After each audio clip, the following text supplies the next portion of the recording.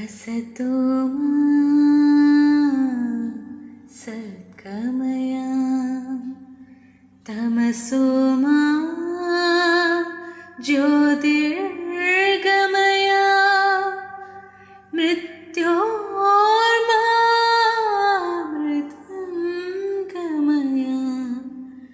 Om Shanti Shanti Shanti. A great good evening to one and all. My name is Ajana. I am the anchor or host of today's much awaited webinar organized by Maths Aspirants team in association with Mathematics Teachers Association India. And we are very excited to have this program on International Day of Mathematics, which is we all celebrate as High Day. You know what is High Day, but some people might be from a different background. 3.14 March 14th we celebrate as High Day, and it is so happy that we have so many great teachers in this meeting. Some people are here turned on their video, but there are more teachers and many people who excel in mathematics, many people who love mathematics, many people who always wish to develop their mathematics in this Google Meet. And everybody has this one goal to do something nice in this evening. So they took apart a time from their day and using it in a great way. So I really, really appreciate that. And I want to talk about Maths Aspirants. As many of you know, this is a mathematics online community. It was started in 2017 as a small WhatsApp group. Dr. Vinod Kumar, who is an associate professor of mathematics from TMG College, Tirur, Kerala, started this group for students to discuss mathematics, to solve problems, to ask their doubts. All these things were the primary goal of WhatsApp group. But slowly this group had more members, more students, not from his college, from other colleges, teachers, other people who wanted to do something in mathematics, people who are studying for competitive exams. And this group soon began to grow rapidly, and now it is all over newspapers, in the websites, and this community is so big. It's like a nice family that is connecting people who is related to mathematics. And I am so happy you are all now a part of Maths Aspirants. And this team is organizing lots of programs, webinars, problem solving sessions, nice talks, and even coaching for competitive exams, all free of cost. And this is a great platform where you can grow and make others grow as well. And I am really happy to see all these nice reactions that you're doing by audience. I actually forgot to mention this is so happy because when you are reacting, it's like not talking to a wall, like Amitabha sir said. So keep doing that. During the talk also, you can use all these emojis without interrupting any thoughts. Okay. And today, this is the 17th national webinar organized. This is on behalf of Math Ecstasy webinar series. So a series of webinars has been organized so far, and you can watch it in the YouTube. Everything is uploaded by our dear Bijumon sir in the YouTube channel. You can check it out. And today's talk is by our Professor Amitabha Tripathi from IIT Delhi. We have such an excellent speaker for our program today on this auspicious Friday. And we are so blessed to have sir in this program. And yeah, I can see comments exciting. Yes, we are also excited. And the topic is solved and unsolved problems in number theory. And I wish you are going to have a great experience today by listening to this, and keep interacting at the end. And be active so that you can note down your points, your doubts, any other questions that is coming to your mind, which is appropriate to the webinar, and you can all ask at the end of this program. So I'm not making my speech long. Let me welcome all of you with my whole heart to the program, all the participants, all the dear teachers, our chief speaker, and all dear teachers. I'm not taking all the names one by one. And now it's time to call our dear Vinod sir to share his insights for our program. Welcome, Vinod sir. Thank you, Archana. Dear friends, happy Pi Day to all. Hearty welcome to the 17th Math Ecstasy webinar organized by Maths Aspirants in association with Mathematics Teachers Association, India. On this auspicious Pi Day, which is celebrated worldwide as International Day of Mathematics, we are really blessed to have Professor Amitabha Tripathi of IIT Delhi in our platform to deliver a talk on solved and unsolved problems in number theory. I am deeply indebted to you, sir, for being with Math Aspirants. I would also like to express my sincere thanks to 𝕰𝕐𝕘𝕬𝕐𝕐 Kumar, sir, of Cochin University of Science and Technology for his support throughout the journey of Math Aspirants. I would like to thank all the members of the organizing team and also all members of Math Aspirants community for their support. I'm sure that the today's session will be really an academically enriching experience for all those who gathered here. Once again, I welcome everyone to this program. Thank you. Thank you so much, sir. So this webinar is being organized in association with Mathematics Teachers Association, India. Next, I'd like to call Professor Janaki Ghosh, President of Mathematics Teachers Association, India, to speak a few words. Welcome, ma'am. Good evening to everyone. Happy International Day of Mathematics. I think to celebrate this grand occasion, there can be nothing better than having Professor Amitabha Tripathi from IIT Delhi to speak on this occasion on a very important topic, that is solved and unsolved problems in number theory. Many years ago, I had this opportunity to listen to this talk. I'm sure this is going to be maybe different from that, but it is a talk that is appreciated by all levels of students, teachers, and we look forward to your Professor Tripathi, to your talk to enlighten us and illuminate us on the different aspects of number theory. So without much ado, by the way, he is a very accomplished mathematician, if I may say so, and I know he wouldn't want me to expand too much, but I have known him for many years, and he has this wonderful ability to reach out to audiences. The beauty of mathematics at any level, whether it is school students, whether it is college students, or whether it is research mathematicians. So on behalf of the Mathematics Teachers Association of India, it is my honor and pleasure to welcome you, Professor Amitabha Tripathi, and to give the floor to you to continue your take forward your talk. Thank you so much. Thank you so much, ma'am. It was very nice to hear from you for the first time in our program. And we have a great teacher who has been a guiding light for our Maths Aspirants team so far in its journey. To introduce our chief speaker of the day, let me welcome Professor 𝕰𝕐𝕘𝕬𝕐𝕐 Kumar, Emeritus Professor of CUSAT, to the honor. Welcome, sir. Thank you very much, and good evening to all of you. We are meeting on a very special day called International Day of Mathematics, which is also known as Pi Day, which is also the birth anniversary of legendary scientist Albert Einstein, Nobel laureate. We have today Professor Amitabha Tripathi, a distinguished mathematician and Vaidya Saulpurkar Chair Professor in the Department of Mathematics at Indian Institute of Technology, Delhi.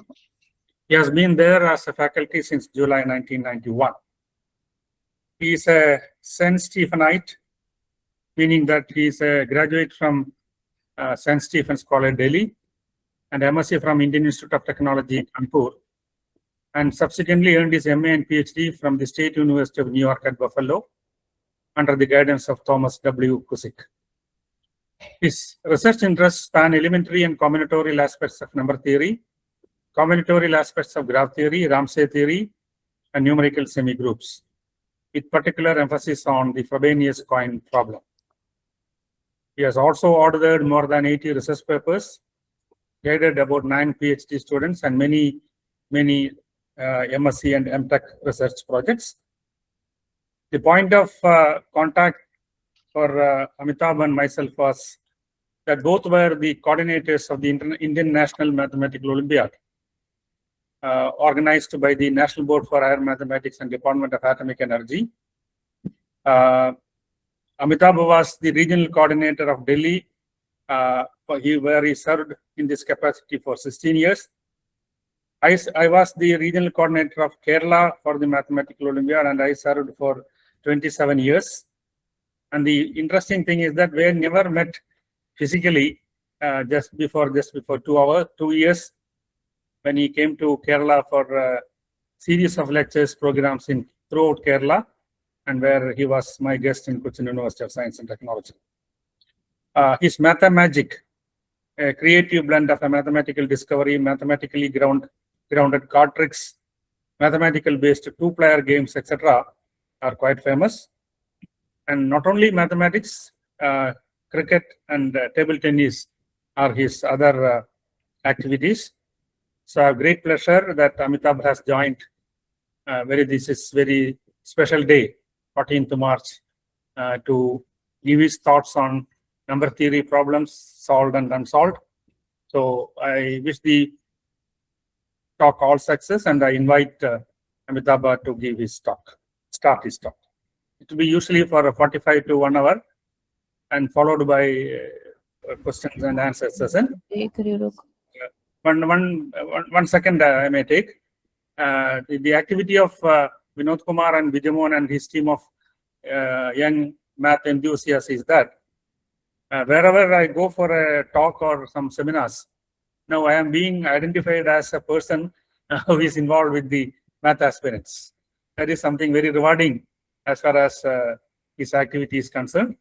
And many students have their own. I get a lot of students who have studied or who have been with math aspirants for several years, joining for master's program in Cochin University. They are distinct from the other group. So that says many things about the success of this program. And over to Amitabha, please.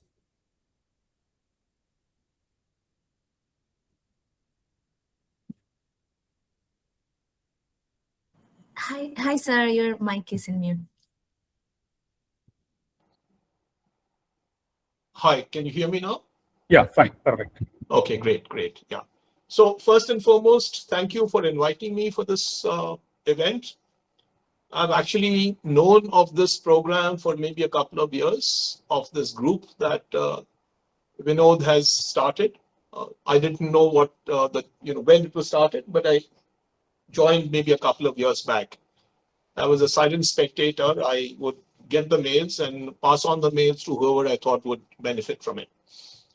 But all of that has happened mostly because of, as Ambad said, my association with Ambad.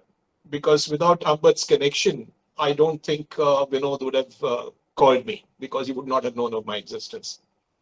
So one small point that he mentioned 16 and 27, the fourth power of 2 and the third power of 3 in his in our respective times as coordinators of our respective regions. But it's not that we met for the first time when I came to Kerala, not about a year back, but a little bit before that, which was in Srinagar. We happened to be in a conference together. And that was when we first met. And I think he somehow missed that. Of course, it was a short visit, but about 2 weeks long, I think, for each of us. And we are the hosts of, the host was Sharifuddin Pirzada, who organized a seminar, a workshop on combinatorics. Anyway, I stray away from the main topic, which is solved and unsolved problems, but I'd say a little bit about this invitation. I learned, in fact, today I had completely forgotten that today is also the birthday of Albert Einstein. And so a little look at Wikipedia told me that Albert Einstein was indeed born on the 14th of March. This is well before the world thought of World Pi Day, the International Day of Mathematics. And to celebrate it on 3.14, March the 14th, probably has little to do with it being Einstein's birthday, or I don't really know. But equally, we in India could have made this on 22nd of July, because there is this fallacy amongst many school teachers and school students that pi is equal to 22/7. And we write the month before, we write the date before the month. So we could easily have also been celebrating it, unlike the West, on the 22nd of July. But I'll leave that aside for just now. Some little connection. Pi appears in number theory in very many different ways. You probably know that pi has been computed and continues to get computed to closer and closer approximations to pi. I mean, I don't know what the records are, but maybe a few million digits after the decimal. And all that comes from works in number theory by a variety of people, including our own Srinivasa Ramanujan. So this is a connect between pi and the number theory that is involved in computing it. But something which is perhaps easier for us to understand is a sequence of rational numbers, and I'll talk about it without writing anything down, that would approximate pi. And this is a part of number theory which is of great importance and has been in the forefront of mathematical research for about 100 years. It's called Diophantine approximations. So what you're trying to do there is you're trying to get closer and closer approximations to the irrational number that pi is by rational numbers. And we all know that 22/7 is a well accepted approximation to pi. And one of the reasons why it is well accepted is because the denominator is rather small. And consequently, the ratio itself is rather small and a lot more manageable and easy to remember. But naturally, if you extend the numerator, the denominator, to something bigger, you would expect better approximations. For instance, if you have, if you're allowed to use denominators no more than 10, you would expect to get an approximation up to 1 degree of precision. The correct first place of decimal, and perhaps not more than that. Now, 22/7 actually gives you 2 digits of approximation, although 7 is, not much lesser than 100.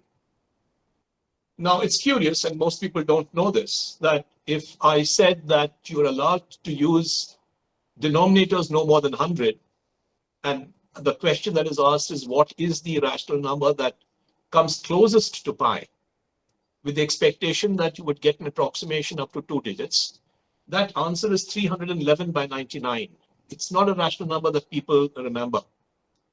But in fact, 311/99 approximates pi, and you can use a calculator for this, up to almost 4 digits of accuracy. You're off by less than 2 in 10 to the power of 4 when you approximate pi by 311/99. If you go slightly further than that, there is a rational number that many of us know.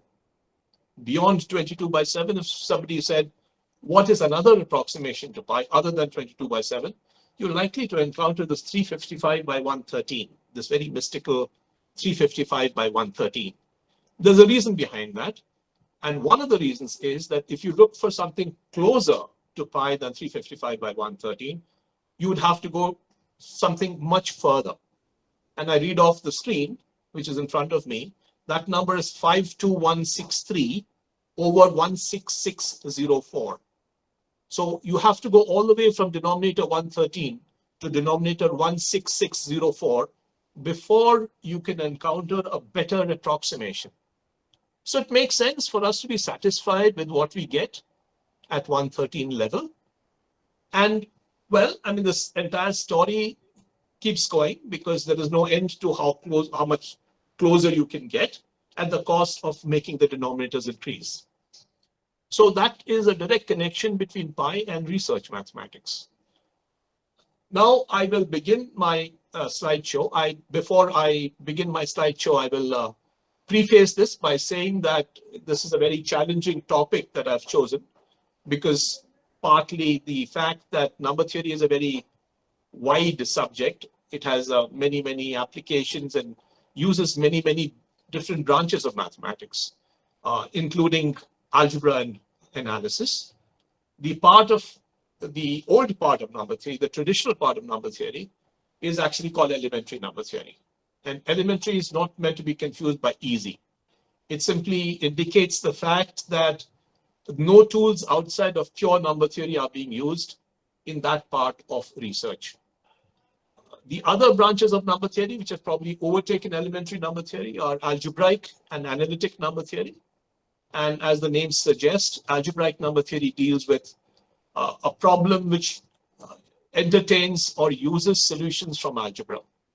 And similarly, analytic number theory mostly uses estimates from analysis and complex analysis and such.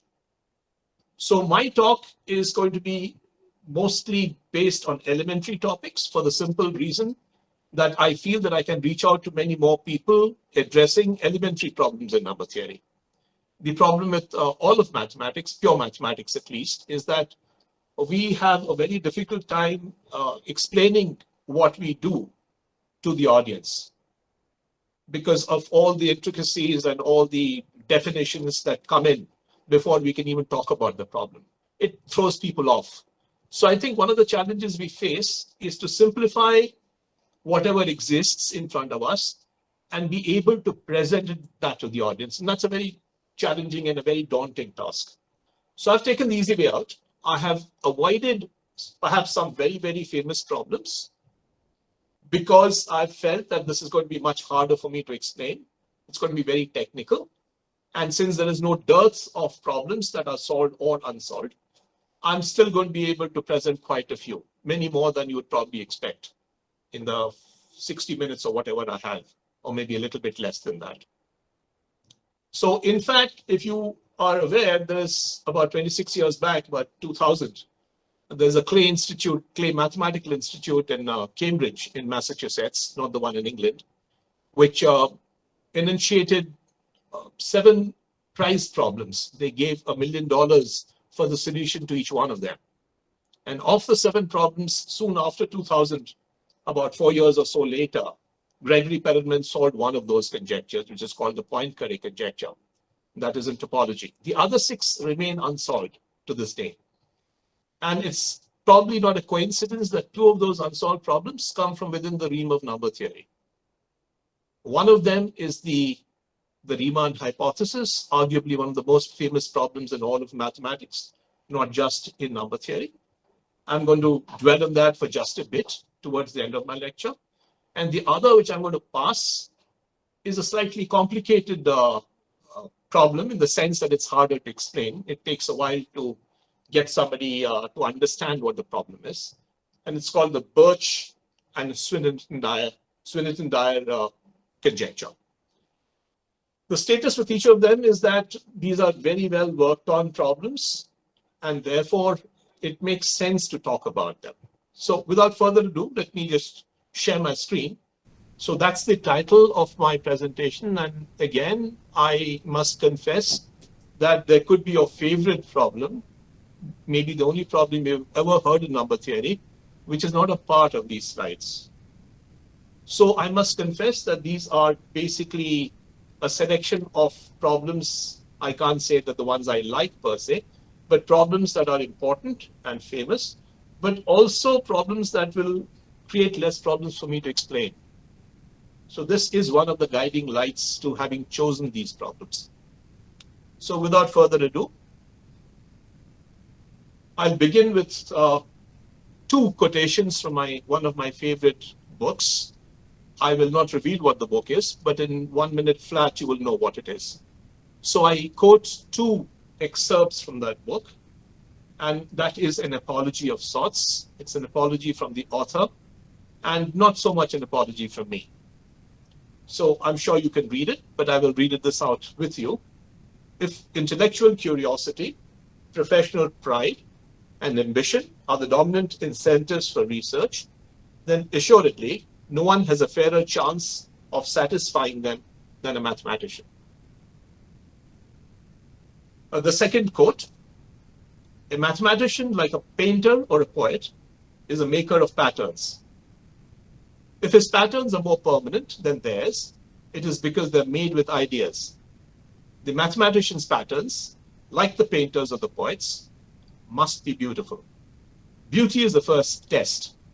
There is no permanent place in the world for ugly mathematics.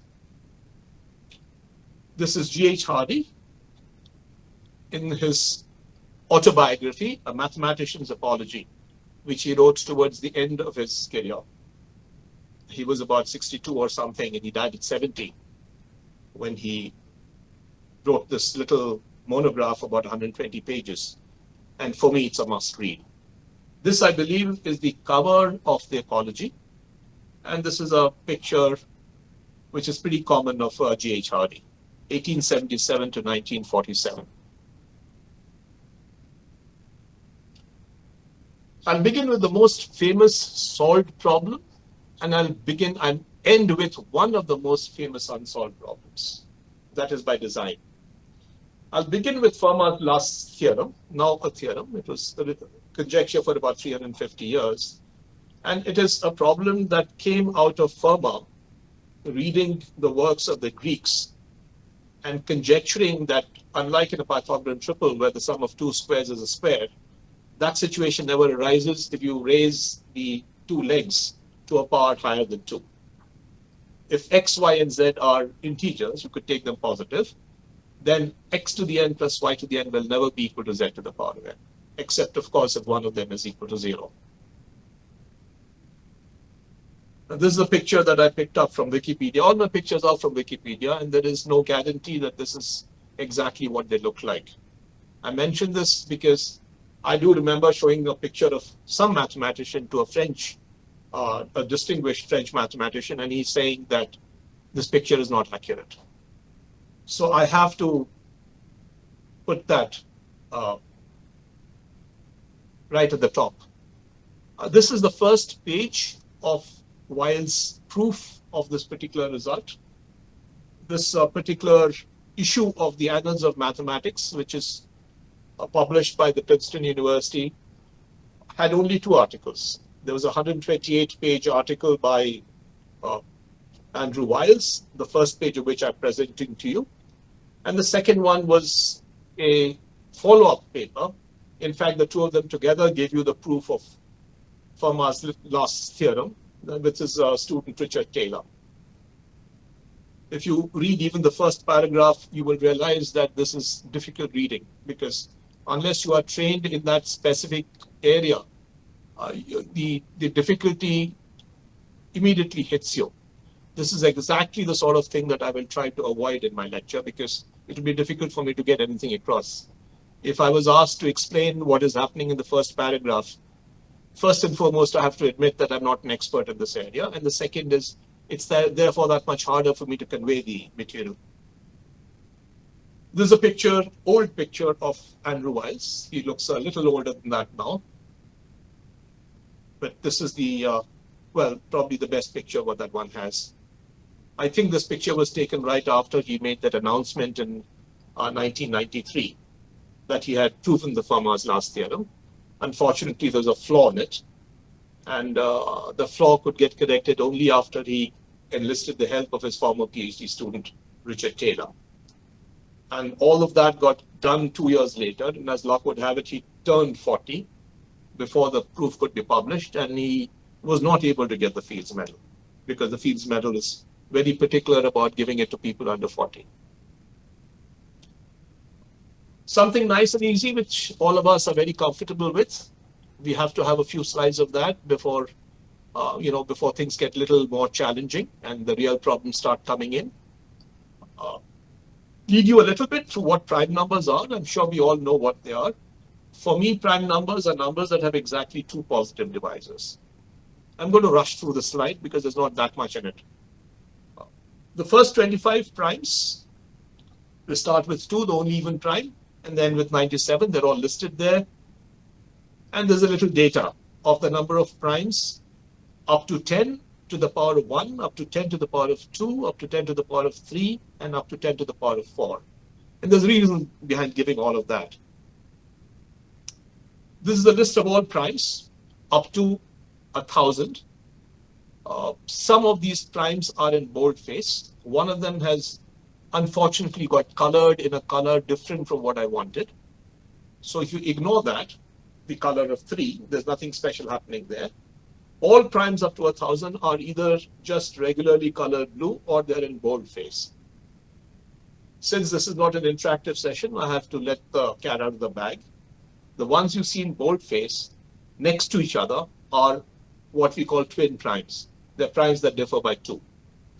So for example, if you look down the list, you will find 239 and 241 both in boldface. These are primes that differ by 2, and there's a very important conjecture that is connected to twin primes, which is why this list is particularly given to you or shown to you. One of the first theorems that we see in modern mathematics in elementary course in number theory, sometimes even in school, is the one that we usually ascribe to Euclid, who was the father of geometry, the fact that there are infinitely many primes. And in fact, I remember from reading the Apology many times over, that Hardy says that the original proof of the fact that infinitely many primes by Euclid can hardly be bettered. It is a masterpiece of elegance and simplicity in mathematics. So despite many, many proofs existing of the fact that infinitely many primes, none can be simpler and better than the original one. This is rare, of course, in mathematics. This is a Wikipedia's version of what Euclid looked like 2,300 or so years back. This formula always intrigues me when I come across it. Now I've been seeing this formula for a good 3 decades, something like that. But I certainly didn't see this as an undergrad. It's a formula that doesn't appear too much in textbooks, which is why most of us are not familiar with this formula. A not so well-known number theorist called J.M. Gandhi gave this result in the International Congress of Mathematicians in 1966. I think it was in Moscow, but I'm not sure. And from what I understand, he gave this result without proof. So we don't know if he ever published a proof of this. Nevertheless, proofs did come out a few years later, and I enjoy doing the proof of this in my number theory class. So let me just go over some of it. Some of it is going to be a little hard for me to explain. I can already see a very vague symbol out there, which I will probably pass. So basically the algorithm is, if I give you the first n primes, this formula gives you indirectly the n plus 1th prime. So for instance, if I told you that the first 3 primes are 2, 3, and 5, if you plug those in and did enough computation, then the displayed equation would result in 7. So capital Pn is the product of the first n primes. And then the next prime that is not listed, Pn plus 1, is that one positive integer n that satisfies that inequality. So what you can probably do is try to convince yourself that there will be one and only one n there. But for that, you need to know a little bit about that function mu d. I'll just satisfy myself by saying that mu d is a function that takes the value 0 or plus 1 or minus 1. And that's all I'll be able to say about it. It's a very important function in number theory. And it plays an important role when, for example, we look at, it's like the analog of what we call the principle of inclusion-exclusion. So when you look at the class of all arithmetical functions, this is a very, very, very important function.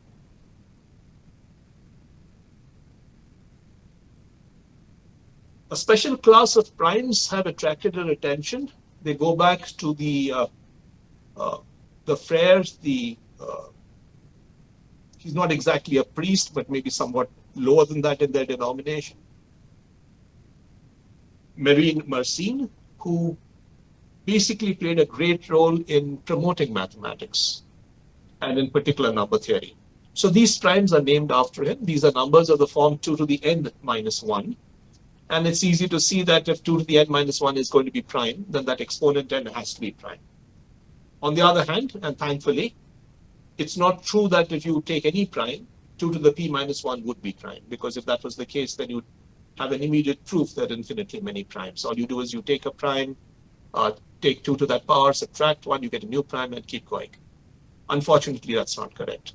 2 to the 11 minus 1 is the first dampener, the first counterexample. But up till 11, 2 to lesser powers minus 1 do indeed give you primes. And so I have listed them. The first 4, 2, 3, 5, 7. There is no date really associated with it. So we say ancient Greeks. 13 is the first one which comes into our collective cognizance. It's about 1450. 2 to the 13 minus 1 is prime. You might notice that 2 to the 11 minus 1 is missing. 11 is a prime, yet 2 to the 11 minus 1 isn't. That's because 2 to the 11 minus 1 is a product of 23 and 89. Again, there's some very nice theory in it which allows you to predict where the prime factors of numbers of this form would come in. And aside from that, about 100 years back, there's what is called the 𝕠𝕗 test, which is the test used to check if numbers of this form are prime. So this is a bunch of increasing values of p with their number of digits and the date of discovery. And, well, the discoverer, which is often not a unique person.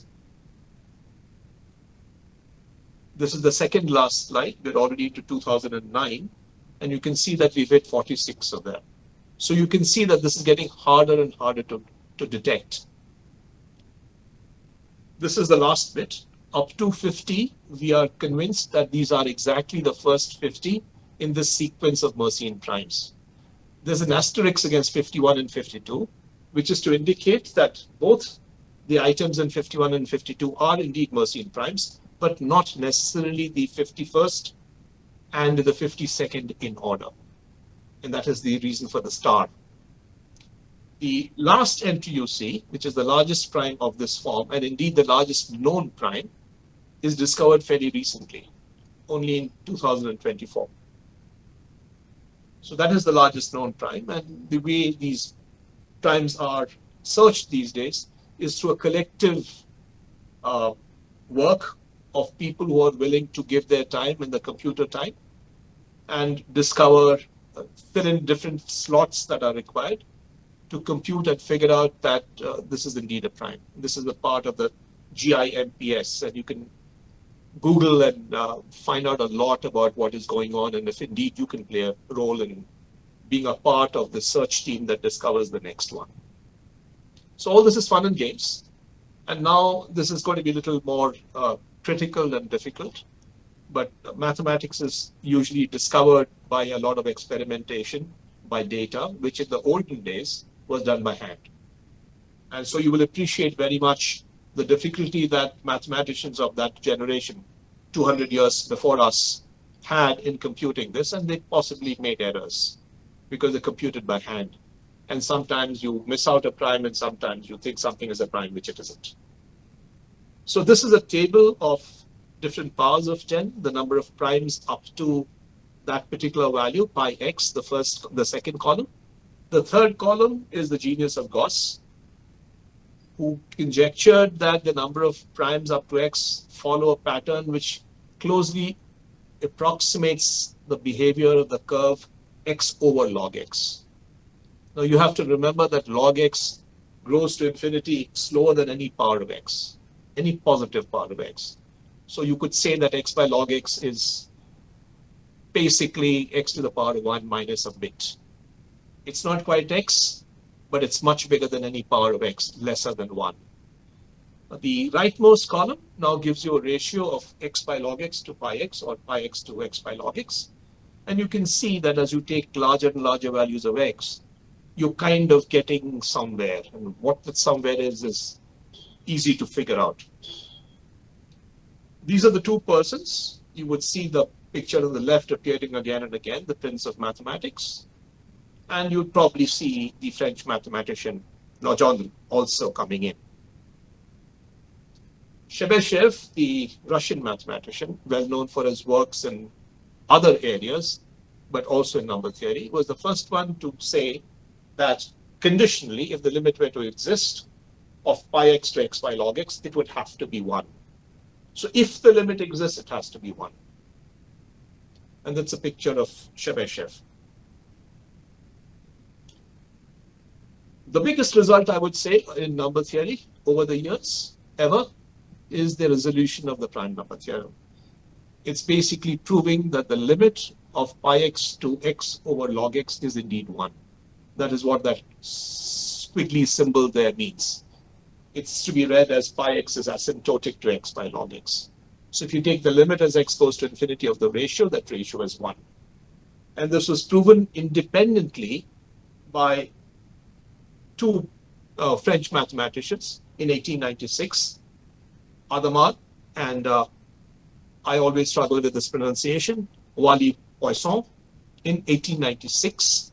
I also mentioned the other name of Erdős and Selberg, but perhaps it's not accurate to mention both names together. There's a little bit of history, and I'll take a minute to talk about it. But before I talk about this, let me complete this slide. So it turns out that it's not difficult to prove that if pi x is asymptotic to x by log x, that's the same as saying that you predict the nth prime to be at n log n. Again, if you look at the ratio of Pn, the nth prime, to n log n, that limit would be 1 as n goes to infinity. And these two statements are equivalent. You can deduce one from the other.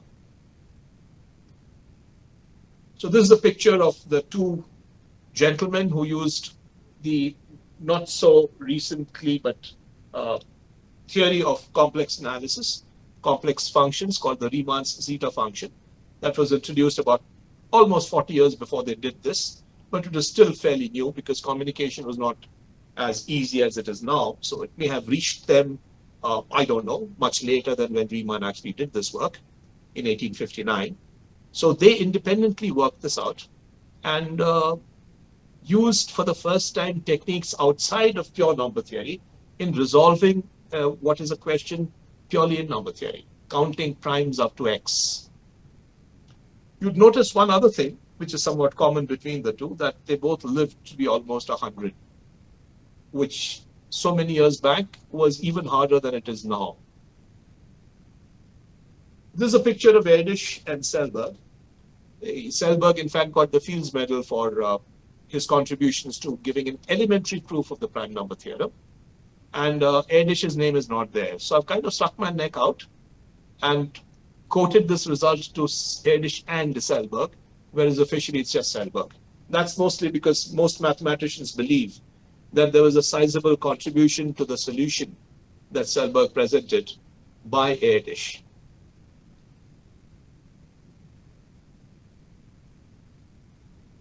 Now, more and more technical results. I'll try to make it as simple as I possibly can.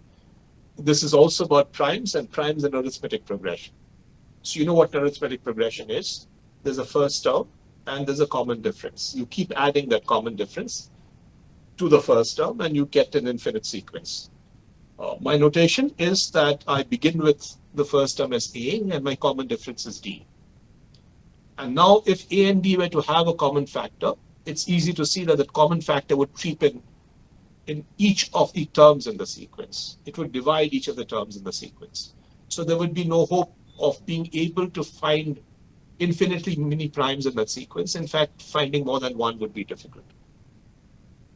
So we always assume when we look at primes in arithmetic progression, when we search for primes in arithmetic progression, that we look at arithmetic progressions where the first term and the common difference are co-prime. This has to be a precondition, otherwise there's no hope, as I said. Now, what Dirichlet proved in 1837, by now analysis had well entered number theory by using analytic tools, that there is always going to be infinitely many primes in any arithmetic progression. And in fact, there's more to it, which is the statement of the last one, that the primes in each of the residue classes are going to be equally distributed. So for example, let me put d equal to 10. So now we are looking at numbers in an arithmetic progression where the common difference is 10. So for example, if I begin with 1, I would go 1, 11, 21, and so on. If I began with 3, I have to skip 2 because I have to look at numbers that are co-prime to 10. 3, 13, 23, and so on. And then I skip 5, then I go 7, 17, 27, and so on. And then I go 9, 19, 29, and so on. So basically, as many of these classes as are numbers that are co-prime to D. And there's a function that denotes this number. It's called phi, the Euler's phi function, phi of D. So what this particular result says is that if I look at a specific residue class modulo D, in the case of D equal to 10, there'd be 4 of them, A equal to 1, 3, 7, or 9. In each of the classes, asymptotically, there would be an equal number. Of all the primes that exist in all, which is x by log x, asymptotically exactly a quarter would be there in each of these classes. So this is saying a lot more than simply saying that there's infinitely many. This is a picture of Dirichlet. I like to give out full names, and I depend on what Wikipedia tells me is the full name. One of my favorite results in number theory, this is a result of Chebyshev, who proved that there's always a prime between n and 2n. And of course, you can do better than this, but there is a nice little symmetry between n and 2n. Instead of saying n and, let's say, 3n by 2 or something like that, to take a multiple of n, like 2n, and say there's always a prime between them. Most of these results, Bertrand conjectured this, come from very often amateurs who make conjectures, sometimes wild conjectures, they're sometimes wrong, and they're based on basically numerical evidence rather than more technical heuristics. So this is the result of Chebyshev. You've seen the picture of Chebyshev before. And there's a little Indian connection here. The next person to prove this was about 60 years down the line, the then unknown Indian mathematician Srinivasa Ramanujan, who published this in an Indian journal. This is before he went to Cambridge and got noticed. And he gave a very nice, simpler proof of Bertrand's theorem than Chebyshev did. But there's an even more elegant proof of the same, which I often do in class. In fact, I've made presentations of this in many different settings. And that is a proof by the 15-year-old Paul Erdős, which he published when he was 17, but he proved this when he was 15. So I won't have time to talk about Erdős's proof there. Now we go into a class of several results which kind of start from this result in combinatorics. And this is a result which comes from somebody who didn't work in combinatorics at all, except for proving this one result. Van der Waerden was a person who was very well known for his work in algebra. In fact, I remember that as an undergrad, our college library had, I think in 2 volumes, Van der Waerden's algebra. It was written perhaps in the 1920s. So the style of writing was slightly different from what we were used to. So for us, it was just a reference. We didn't use it as a study material. In any case, Van der Waerden's algebra is a classic. This result is not about that. And I'm not very clear from reading history as to why he came across this result, because he didn't use this result outside of the result itself. I mean, he didn't apply it anywhere. So what it says is that you take the set of integers, let's say you take the set of positive integers, and you use 3 colors there. You can use any number of colors, finitely many. Let's say use red, blue, and green. And imagine that you're coloring the integers, every integer, either red or blue or green. Now, there's one more input. That input is a random positive integer. Let's say 10. Now, what this result says is that if you randomly color using 3 colors, I use 3, but you can replace 3 by something else. So the initial part I said about Van der Waerden was that he was an algebraist, and he was very well known for having written a textbook, which, as far as I recall, was in 2 volumes, and it was in my college library about 50 years after, he wrote it. It's not a book that we referenced because mostly of the style of his presentation. Takes nothing away from the quality of the book.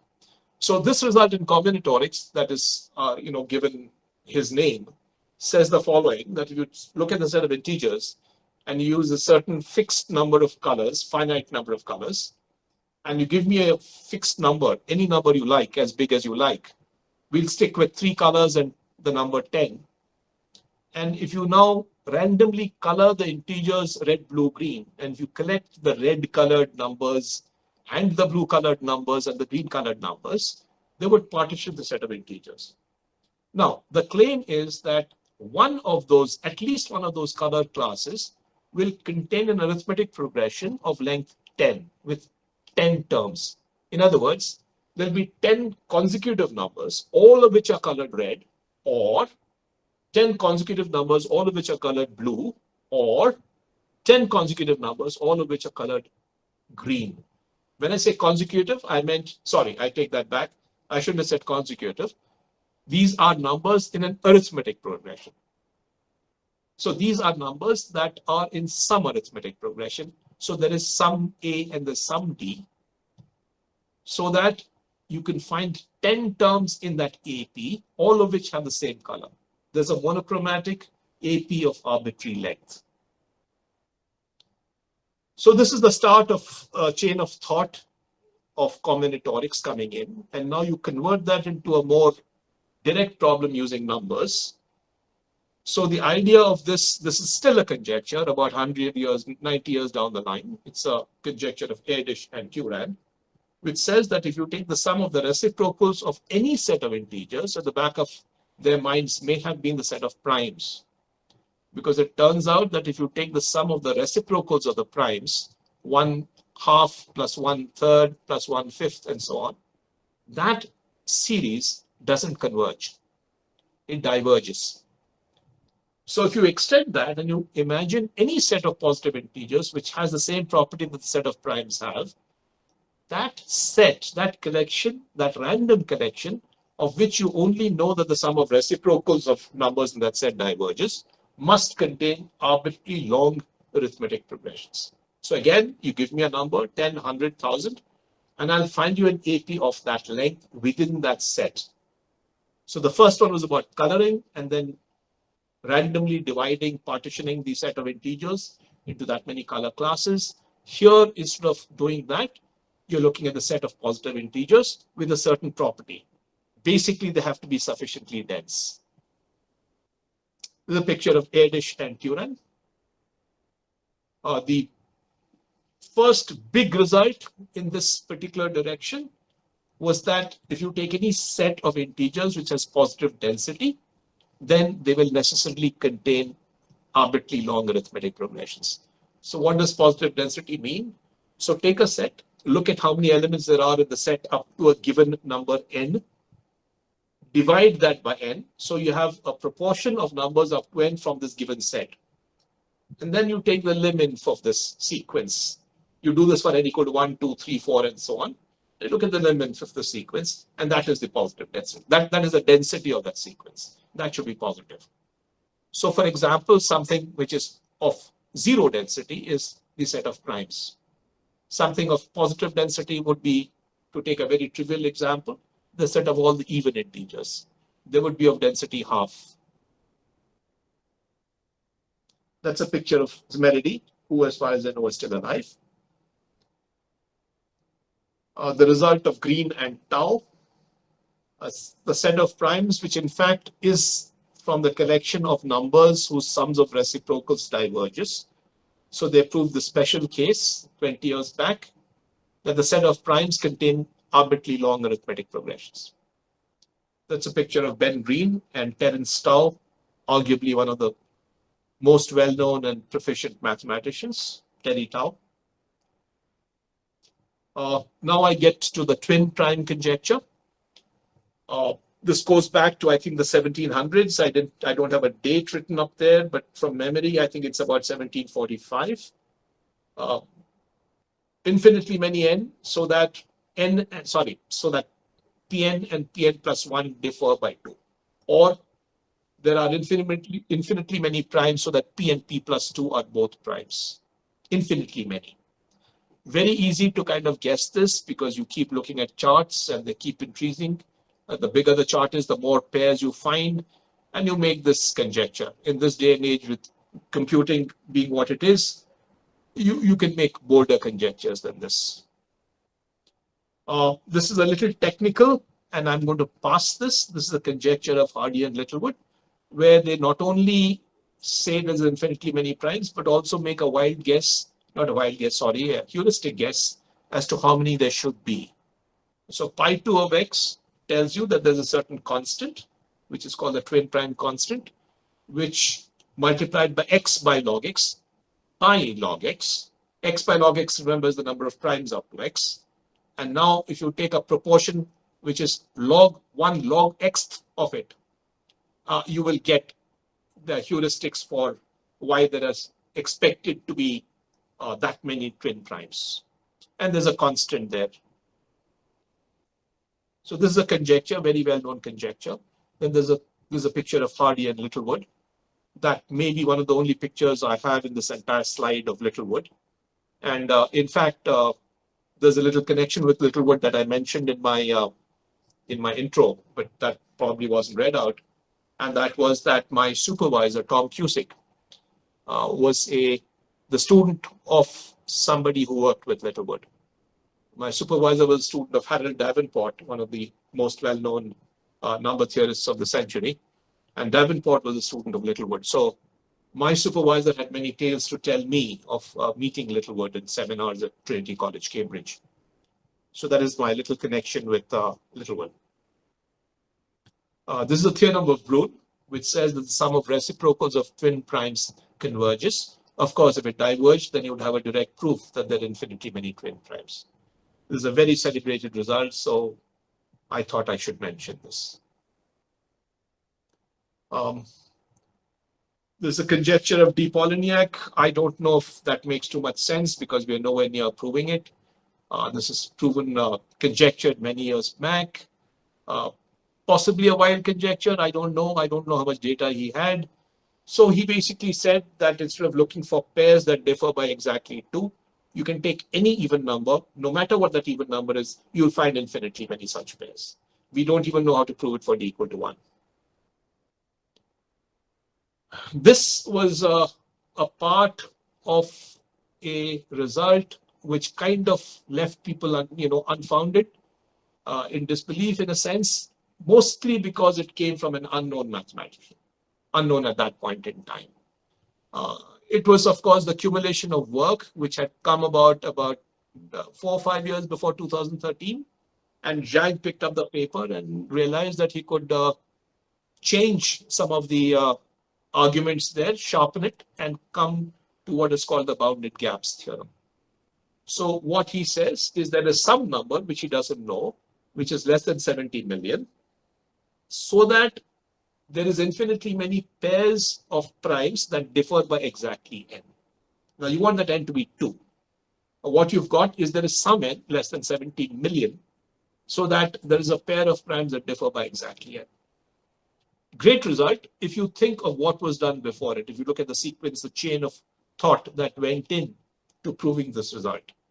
But if you look at it in isolation, it probably doesn't make too much sense.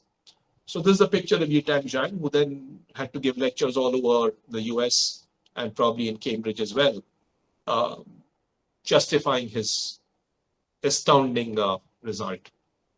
Big jump towards the twin prime conjecture.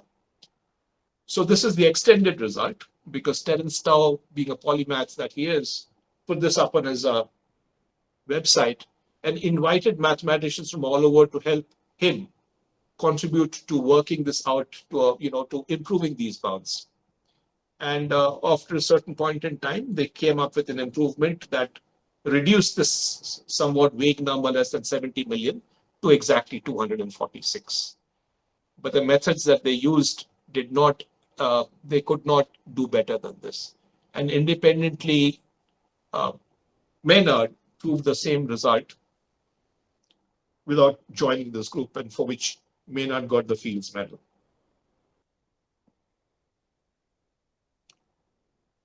The Goldbach conjecture, I don't have a clock in front of me. Let's see, I have about 15 minutes, would you say? Because I started perhaps at about... Yeah, yes, sir, you can. 15 minutes, okay, 15 minutes, I'll keep that in mind, and I'll wind up in 15 minutes. So Goldbach conjecture is again one of the great conjectures for amateur mathematicians because it's very easy to understand. Every even integer more than 4 is the sum of 2 odd primes. We haven't made too much progress, but we've made a lot of progress in proving the odd version of it. Every sufficiently large odd number is the sum of 3 odd primes. It's easy to see that if you knew Goldbach's conjecture, you could prove this theorem of 𝕤𝕗𝕗𝕗. Because you could just take, if you assumed Goldbach conjecture, you could take any odd number, take 3 away from it, and the rest of it would be even, and you can write that even number as sum of 2 odd primes. Therefore, every odd number will be a sum of 3 odd primes.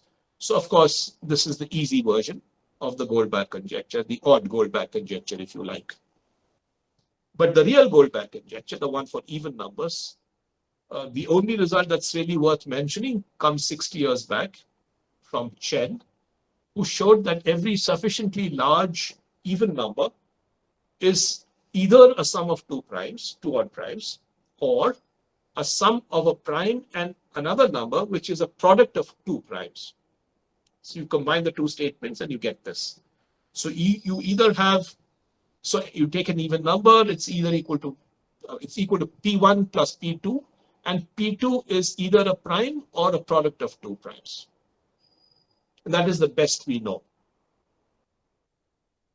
The startling ABC conjecture, because of its wide ramifications into number theory.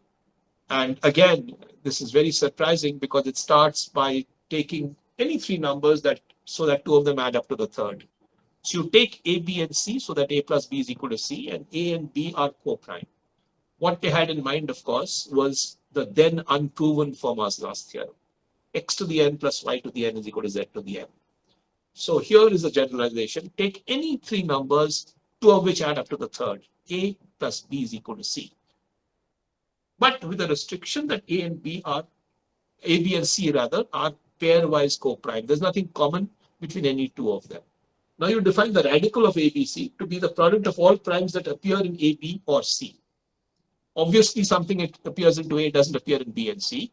So you're taking the union of all primes that divide A, B, C. That is called the radical of ABC. So you take this radical, you raise it to a power somewhat bigger than 1. So give any epsilon greater than 0. Raise this radical to the power 1 plus epsilon. And your C has to be bounded above by some constant that depends on epsilon, multiplied by the radical to the power 1 plus. So this was an amazing conjecture because immediately people could see that if they could prove the conjecture, they would get startling results. They would prove many results, one of which was that you could give some weaker version of proving the Fermat's last theorem. This is Masseur and Oesterle. The partition function is a part of additive number theory. You are asking the question, in how many ways can I write n as a sum of positive numbers where the order is not significant and repetitions are allowed. So for example, if you want to write 4, you would get 4 itself, you would get 3 plus 1, you'd get 2 plus 2, you'd get 2 plus 1 plus 1, and you'd also get 1 plus 1 plus 1 plus 1 4 times. So there are 5 ways of writing 4 as a sum of positive terms, positive summons, in which the order is not important. So P4 is 5.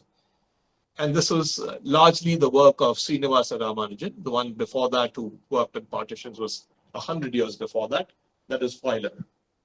But the interest in partition theory was basically because of what Ramanujan did when he was still in Madras.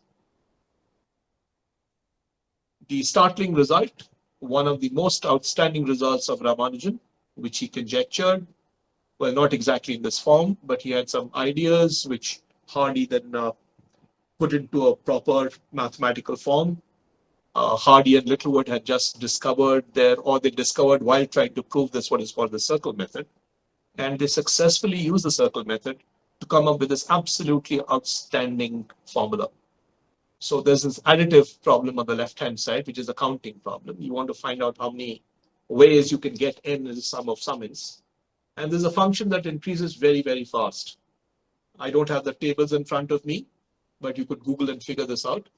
If I remember correctly, P of the number of partitions of 200, for instance, is of the order of 10 to the power of 12. So it's a function that grows very, very rapidly, exponentially, and that is what this formula says. It says it's asymptotic to e to the power by x by mean e to the power. And there's a very crazy expression there, pi square root of n, pi square root of constant times n, divided by constant times n. And that is the asymptotics. There's a lot of history here, which I'm not going to be able to have the time to mention during my presentation. There's a picture of Hardy and Ramanujan. And then this is easily the most astounding formula you'll ever see in number theory.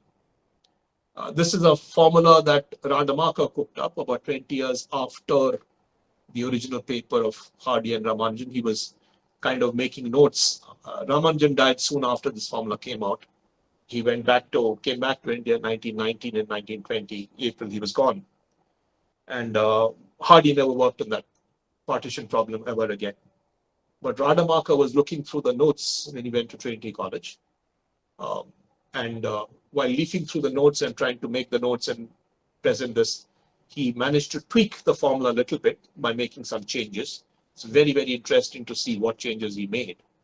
And he came up with a formula which gave you a series that converged. The series on the right converges, and that answer to that convergent series is exactly Pn. Now, why is this an outstanding formula? Because it has all ingredients that you would not now normally assume would be used in counting. So it has some very, very strange symbols in there. There's a SHK, which comes into analytic number theory. These are called Dedekind sums. And they involve this saw-edged function, this double bracket x. And it has the sine hyperbolic function. For good measure, you have a square root of not of n, but n minus 1 by 24. And you are differentiating. And ultimately, you're doing a series sum. It's the most amazing formula you will see, but it works. And you can find this formula in textbooks now. So they are simplified enough that you and I can read it. It's not just a paper of Rademacher.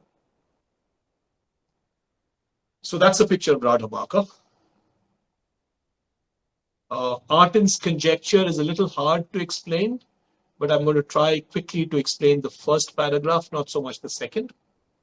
And it says that if you remove the obvious, you remove minus 1, and you assume that a is not a square, then given an integer a, it doesn't matter if it's positive or negative actually, but given an integer a, there corresponds infinitely many primes for which a is a primitive root. So to understand what a primitive root is, you simply have to remember that if I give you a prime and if I look at the multiplicative group modulo p, 1 to p minus 1, then that multiplicative group is cyclic. That means it has a generator, and in fact it has 5 of p minus 1 generators. Now the question is A one of those generators? To say that A is a generator of that multiplicative group in number theory is to say that it's a primitive, that A is a primitive root modulo p. So now the question is, if I give you a number A, can I find infinitely many primes so that A is a primitive root for those primes? And so what Artin conjectured in 1927 was not only did he say there are infinitely many, but he gave you the rate of growth of that function. So if you count how many primes there are up till x, then he said up to a constant, it's asymptotic to x by log x, which is also the number of primes up to x, by the way. That's a picture of M.L. Artin, who also died not so long back. Well, that's relative. There's a result of Heath-Brown, which is the best that exists as far as I know. Heath-Brown improving on works of many others. I only picked the last one. So there are many other people who've kind of worked on this, including somebody who's given a talk on this. He did a lot of work on this, Maruti Ramamurthy. Some of his work was extended by Heath-Brown in 1985. And he proved that at least one of 2, 3, and 5 is a primitive root for infinitely many primes. At least one of 2, 3, 5 is a primitive root for infinitely many primes. What you want to prove is that given any A, which is not a square and not equal to minus 1, is a primitive root for infinitely many primes. You're very far off from that, but at least you have some result. That's a picture of Roger Heath-Brown. Same, age, vintage as Andrew Wiles, same family, mathematical family, I mean. The special case of A equal to 10 goes back to Gauss. So what you're saying here when A is 10 is that there are infinitely many primes P, so that if you look at the decimal expansion of 1 by P, it has the full period. The full period means the decimal expansion has length p minus 1. So 1 by 7, for example, has that property. So does 1 by 19. But 1 by 13 has period length 6 and not 12. So Gauss conjectured, and this is still a conjecture, this is a special case of a equal to 10 of Artin's conjecture, that says that the period length, so this is purely periodic, 1 by p's period length, of course p is not 2 or 5, it has to be co-prime to 10, then that period length has to divide p minus 1 by Lagrange's theorem. The question is, when is that order equal to p minus 1? In other words, when is 10 a generator of the multiplicative group of units in ZP? And the conjecture is there's infinitely many primes for which 10 is. And that is what this result is. And of this picture of Gauss. Waring's problem, I'm going to really go faster now because probably I have very little time left. Given any positive integer k, every number is the sum of a certain number of kth powers. I'll take a special case 2. So every number is sum of 4 squares. And every number is sum of 9 cubes. And so on and so forth. So this is Waring's problem. So Waring said, if you give me a k, I can find a function of k, something that depends on k, so that every positive integer is a sum of that many kth powers. So this is Waring's problem, and it was David Hilbert who first proved that Sk exists. That Sk is finite no matter what k is. So there will be a finite number of kth powers that will cover all positive integers. I'm going to skip all of this. There's some formulas and so on. And that's a picture of Euler. I'm going to go over this rather fast. This is the Erdős-Strauss conjecture. Again, something in which very little progress has been made. If you replace 4 by some other number, then these things are done. They're not very hard to do for some other numbers. So this says, if I give you this particular equation, 4 by n equal to 1 plus x, 1 by x plus 1 by y plus 1 by z, and n is more than 2, I can always find x, y, z, which solve this equation. Certain results that exist on this. This is a picture of Strauss. And finally, the Riemann hypothesis, the last result. I promised to begin with something which was solved and end with something unsolved. This is my attempt to say a little bit about the Riemann hypothesis. The analysis comes in here, so it's a little hard to explain. The single complex valued function, function of a single complex variable, zeta of s. So s, we use z for a complex number, x plus iy, but what Riemann used, and I don't know why he did, but he used sigma and t for the real and the complex parts. So for him, s was sigma plus it. So this is how the Riemann zeta function is defined. And a priori, it can only be defined in the half plane to the right of real part of s is greater than 1. Because you have absolute convergence, and therefore you have convergence, so you can define it. Now, after that, things become a little difficult. And the reason he considered this was because Euler had already shown that there's a connect between the distribution or the factorization of a number and this Riemann zeta function, wherever both are defined. That is the real part of s more than 1. Now, there is a well-known function called the gamma function.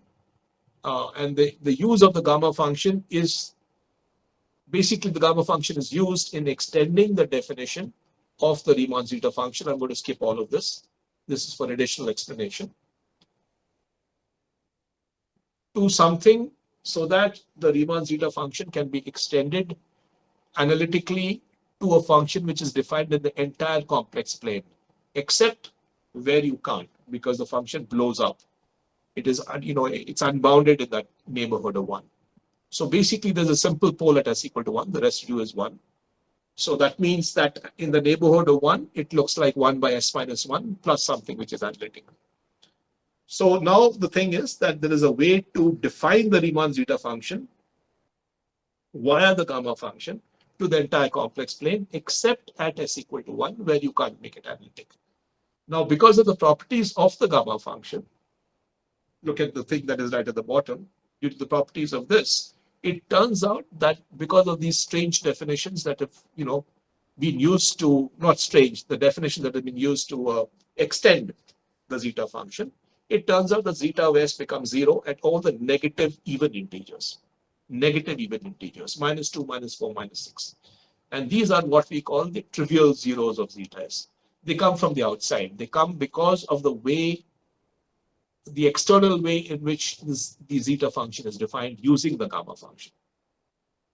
Now, that is what gives rise to the Riemann hypothesis or the Riemann conjecture, which says the non-trivial zeros, the zeros aside from the ones that come externally, have to lie on the line the real part of s is equal to a half. So that's a picture of Riemann, who died rather young. He was a little bit under 40.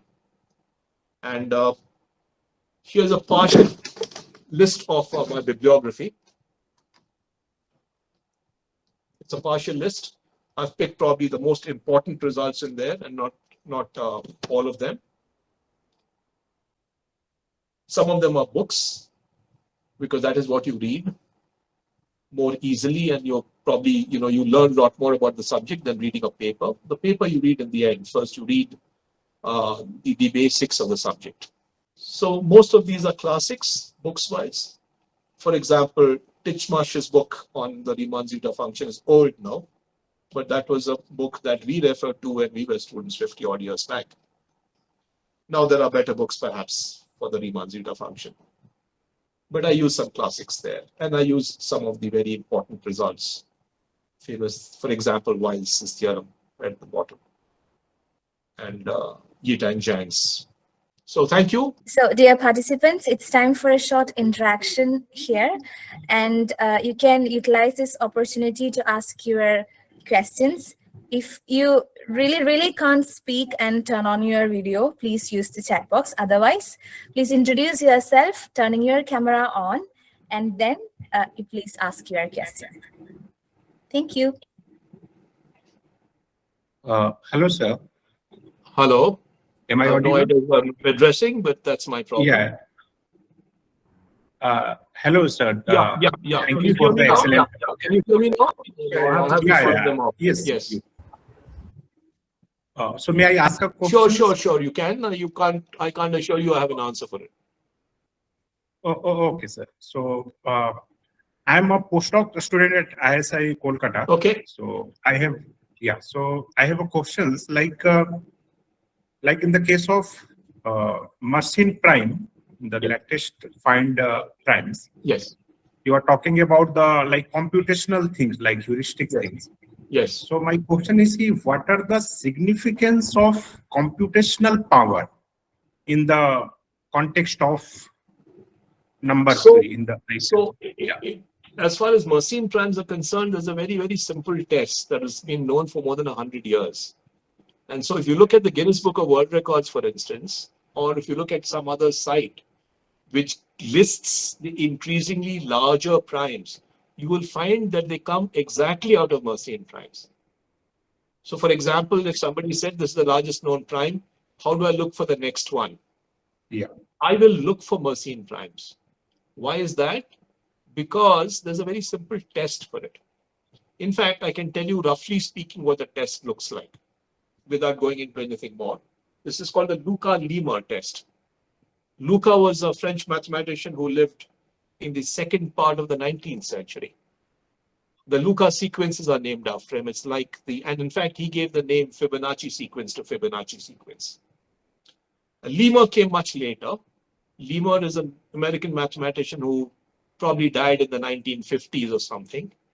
Did most of his work in the 1910s, 20s. So what it says is you can correspond to each term 2 to the p minus 1, a term and another sequence which begins like this. You start with 4 or minus 4, doesn't matter.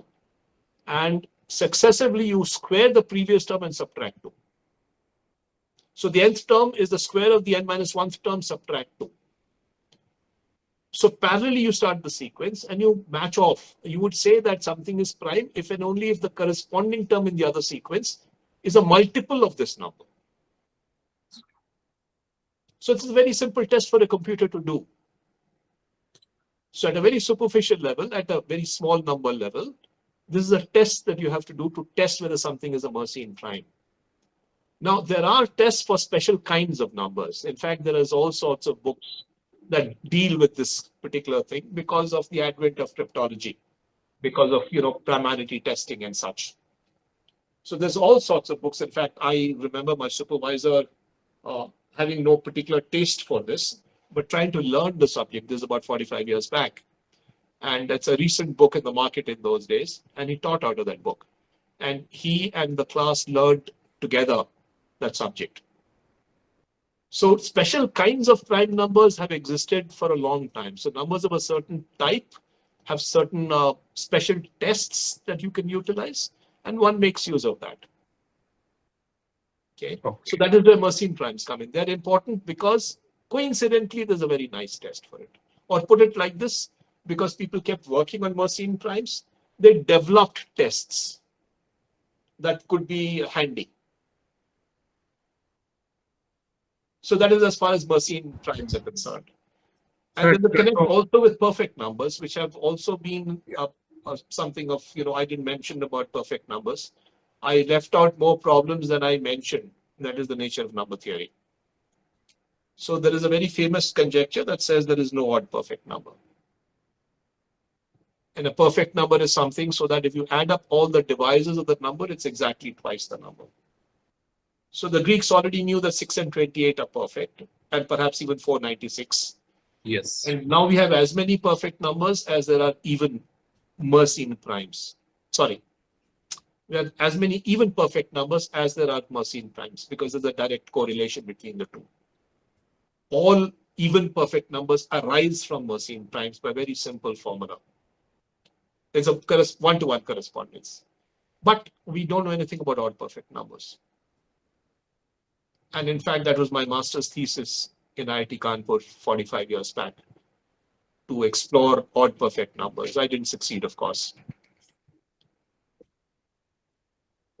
In fact, if you look at the GIMPS site, Yeah, we'll see that non-mathematicians also have tried to obtain primes. I've heard somewhere there that an eye surgeon who is an amateur mathematician, because it is a computational it's a computational thing. It's a collaborative effort of hundreds of people, and it's mostly about giving time on the computer than knowing too much of mathematics. Yes. So for all you know, the people who there are only 52 Mersenne primes. That's right. Yeah, so for all you know, I don't know who these people are. The people who are given credit for finding the one, they may not have anything to do with mathematics, but they will have something to do with computational ability and time and such. So they may not be mathematicians at all. Yes, yes. It's really a collective work, different from the polymaths that 𝕤𝕤𝕤𝕤 is. That work, of course, is technical, hugely technical. I mean, if I'm not in that field, I would not be able to contribute to that effort that 𝕤𝕤𝕤 has put together. That is impossible to do. Thank you, sir. No, that's not the right one. I need to put this on. Yeah. Hello, good morning, sir. Some other question? Yeah, good evening, sir. One question, sir. I am Prem Kumar. I am a retired person, maths aspirant. It was a wonderful talk and informative. Thank you for that. Thank you so much. So one question from my side is, now this time of artificial intelligence. Yes. So do you think AI-driven pattern discovery could meaningfully contribute to progress on problems like Riemann hypothesis, or are these problems fundamentally beyond data-driven approaches? That's a very difficult question for me to answer. I'm not somebody in AI at all. So whatever I can answer is based on what my friends who are more well-versed tell me. So at a personal level, I will say I don't know about Riemann hypothesis and things like that. I think that is still a little bit beyond what AI can do. Yeah. But then again, only about a year back or maybe 2 years back, I would have guessed that AI can't do what it is doing now. Yeah. If you look at what AI can solve today, it can almost certainly solve something on the IMO problem solving level. Correct. It can solve fairly advanced problems in mathematics, including number theory. Yeah. It can it can address conjecture. It can lead you to conjectures. It can formulate conjectures. Mhm. And all this, I would have said 2 years back or 1 year back, was not there. Yes, yes. So it is making progress beyond what you and I are imagining. Yeah, it is going beyond prediction. That's why It is going beyond prediction. So I don't know. Right now, we think that, well, Riemann hypothesis is beyond what it can do. But who knows? And so where is research going to be? I don't know. I mean, you know, there are journals that now say that you have to give a pledge that you did not copy any part. You did not get assistance from a chat GPT or the like in developing this paper. Very much. very much. And of course, students give me the same spiel every time, you know, I hope you're doing well. Mhm. All students in India who are very interested if I'm doing well or not. So whenever they want an internship, every single internship message starts that way. Yeah. That is a coincidence, isn't it? Okay. And you and I understand where it came from. And when I meet them in person, I find that many of these people can't string together even a simple sentence in English. Yet they're writing the most perfect English, Mhm. perfect grammar and everything else. Yeah. So I don't know. It's going to be very hard to distinguish between real work and this chat GPT assisted work Yes, yes. in time to come. Correct. And sometimes you're doing genuine work, honest work, but you're not getting credit because people think that you might have got it from unfair means. And There are positives, and I don't know if all of it is positive. yes, sir. As a maths aspirant, I am outside mathematical world. I am not a teacher. Just out of curiosity, I have attended this. It was a fantastic program. And one more thing from my memory, there was a novel, Uncle Petros and Goldbach's Conjecture.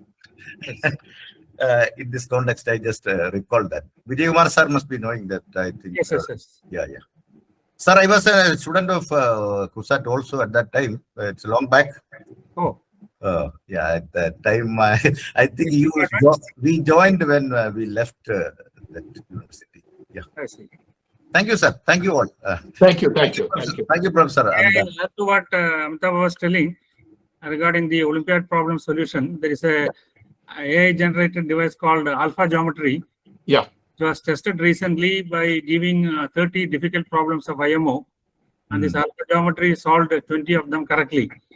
Yeah. So even solving a Riemann hypothesis, we cannot say yes or no. Yeah, yeah. So Yes, the yes. Yes, developments in AI take place. Thank you, sir. It's a very informative talk. Yeah. Yes, indeed, I agree. Sir, my request is, sir, I am Dr. Kalibodho Maiti. Yes. Mugubere Gangadhar Mahavidyalaya, West Bengal, Purbo Medinipur. Sir, Okay. the PPT is available for me, for us. The I lecture. can make it available. There's nothing very, I don't have it on a public platform, but if you'd like to make it available, I can share it with the organizers and they can find a suitable Yeah, platform. that would be On the better. other hand, I understand that this is being recorded and this will be on YouTube. Okay. Yeah, we will. Our lecture, which is Yeah, not yes, the sir. same as the question you asked. Yeah. Yes, sir. We will share the recording of. Once you share the recording, in particular, you will have access to what I said along with the PPT because I spoke along with the PPT. Okay, okay. I don't know if that directly answers your question or indirectly answers it. Good evening, sir. Okay. Hello, good evening, sir. Good evening. I'm Sir, straining to Monday- hear things. Maybe I'm, because my camera, I tried, but yeah, please go ahead. Sir, my name is Shubham and I am a final year undergraduate student from University of Delhi. Sir, I have seen in your PPT that many results in number theory give asymptotic formulas instead of exact ones. Is this because exact formulas are impossible or too complicated, or because our current methods only allow asymptotic description, sir? It's very hard to believe for most of them that we will ever get to the stage where we can find exact formulas. There are very, very few places where asymptotics are given and we expect to get exact. One such example is the partition function, where in fact there was no hope that, Ramanujan, as history tells me, had to convince Hardy to get as far as he did. Hardy would have been satisfied with a much weaker result than their asymptotics. And Ramanujan actually, if he'd managed to convince Hardy that we can achieve more, we can find an exact formula, he had discovered what Rademacher did 20 years down the line. That credit would have been Ramanujan and Hardy's. So it is also partly belief, but also there's no point in being pig-headed about things and saying that I can achieve this and striving for the impossible. So yes, I mean, the places where there are asymptotics, there's a good reason for asymptotics. Exact is not possible. One very simple example is the problem that I've worked on for more than 40 years, the Frobenius problem. It was my thesis problem.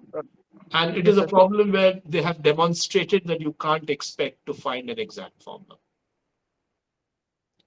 So short of exact formula, whatever you want to do, you can do.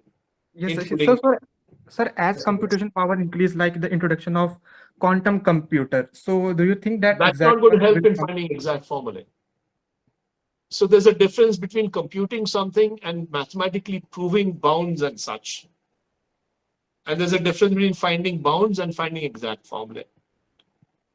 So what you're talking about is not going to, it is going to help me to the extent that I can make better conjectures. What I couldn't compute earlier, I could compute, but ultimately I still have to conjecture from the data you have given me what the formula may be. So what Ramanujan did by hand on, on a piece of slate, you can do in a few milliseconds. And so if Ramanujan was there now and the computing power was there, he would have made hundreds more of estimates and more accurately, because he had better data with him. But the role of Ramanujan cannot be underestimated. You cannot think of somebody else who would be able to conjecture, have the insight to conjecture from the data that is given. Anybody can get the data. Not too many people can use the data gainfully. Okay, so sir, the thank you. computer part will not help me find the mathematical proofs, but yes, the computing part will not help. But yes, I will say that the way artificial intelligence is going, we will be able to track more and more and more problems. There is no doubt about that. In fact, I'm also beginning to try to test out something, that I know or don't know via ChatGPT to see what kind of answers it gives. And only about a year back, it gave a lot of nonsense. Now it seems to be a little more intelligent. It's making mistakes, but it's making more intelligent mistakes. It's making some guesses somewhere. I ask it to prove a statement. It never says that I can't prove it.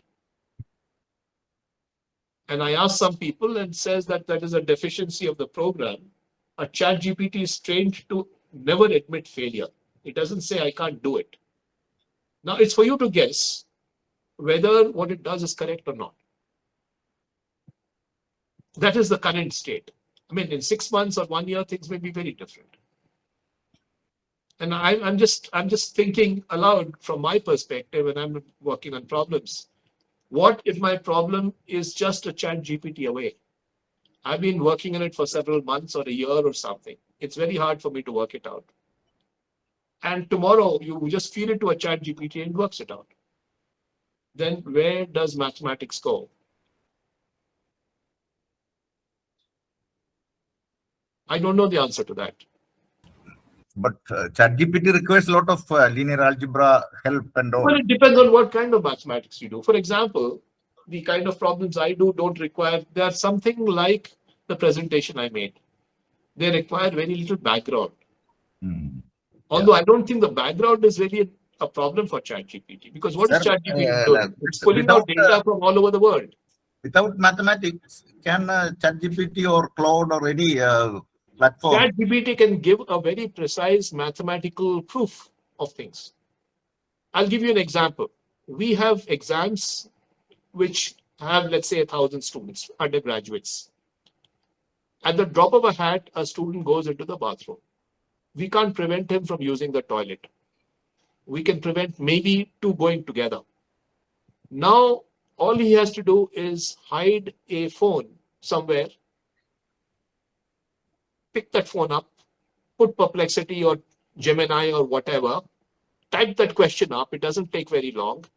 And it takes hardly a minute to give a precise answer, a mathematical proof. I have seen that by my own eyes. My students showed me. They said, All you've got to do is type this question up, and these guys are pretty proficient at that. And within a minute, the full answer with all the logic shows up on the screen. And now that makes testing exceedingly hard, very, very hard. I don't know what the solution to this is. There's nothing like an honor code, frankly. We would like to believe there's an honor code, but sorry, that doesn't exist. And this is rampant all over the world. This has nothing to do with India or IIT Delhi. This is true throughout the world. It's certainly true in the US. So I have no idea Yes, true. where this is heading. I mean, there are some positives about this. For the sake of knowledge, we'd like to know that, we have an answer to the questions. Yes. But there is something from the other end too that we have to think about. Maybe we have to crack the problems before it, somebody says it, this could have been done very easily by ChatGPT. Sir, or even we can expect a marginal proof in margin for Fermat's theorem, because while no, that is a bit too much. No, that is too much. I understand while's proof contains 300 pages and something like that. No, while's proof has been simplified anyway and extended. Can it go to the level of margin proof? No, that's not possible. That is certainly not possible. What is possible is that maybe in some time, maybe in 20 years or even less, we'll have a proof that you and I can read in a textbook. The textbook will have to start very deeply. It will not have time to waste in talking about trivialities. It will have to go up the gradient very, very fast, because while's proof requires the deep knowledge, reasonably deep knowledge in several different functions areas. And all those things. Yeah. Several different areas, Yes, not yes. one area. Yes. Several different areas. But Fermat wouldn't have this in mind, because that time. We could not have that mathematics didn't exist. Yeah. Then It what? is not possible. What real proof he had in mind? The most charitable thing we say about Fermat is that he possibly invented what was invented 300 years later, and algebraic number theory, where he factorized those numbers in a slightly different setting, in a more general setting. That was the start of factorization of ideals and so on in the invention of algebraic number theory. That is the most that anybody is going to give him credit for. Yes. Even that is a bit too much. Correct. Even that is a bit too much. And if he did, Even Fermat made some mistakes in his proofs also. Some. That is also correct. Yeah. And there were places where he didn't give proofs at all. Yeah. There are results where he didn't give proofs at all. Yes. But it's credited to him. That sort of thing happens all the time in number theory, at least. Correct. Results are attributed to people who had nothing to do with it. These things happen. Yes. And, sometimes you get the wrong end of it. Sometimes you are benefited by it. Bertrand's theorem has nothing to do with Bertrand at all. And Wilson's theorem has nothing to do with Wilson, and so on. There are many such examples. And I mentioned those things in class without trying to ridicule somebody or badmouth them. But these are historical facts, and as students, you should know the history.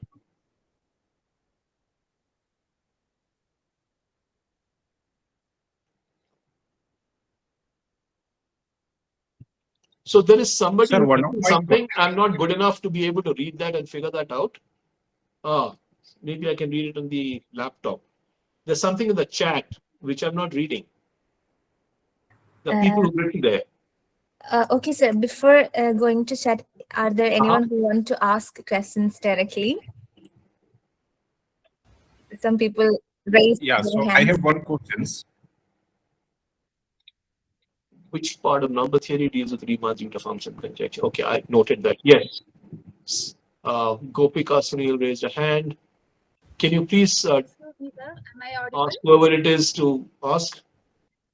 Yes, Gopika, you are audible, but voice is a little bit low. Okay. Is it okay now? Yeah, we can hear. Well, Okay, the sir. V doesn't include me.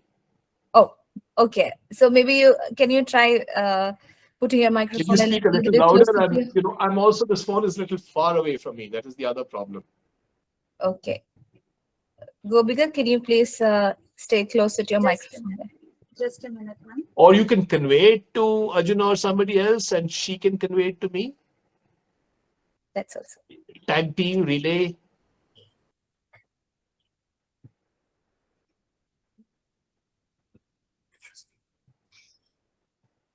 Are you typing it up? Just a minute, sir. I'm just joining it again. Okay, So, meanwhile, if anyone has a question, can ask now because we're there's really some running out of 100 things on this chat. Right. Let me see if I can answer whatever I can see there. Sir, am I audible now? Yeah, you're audible now. Okay, sir. I'm a first year MSc student at IIT Palakkad. Yes, you're audible, but your voice is muffled. Maybe there are two things on or You something. joined from 2 accounts. Can you please mute one of them? Yeah, Yes. Muted. I think it's okay now. yeah, good.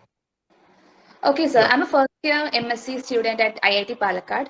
Okay. Actually, I did not have any formal course in number theory during my MSc.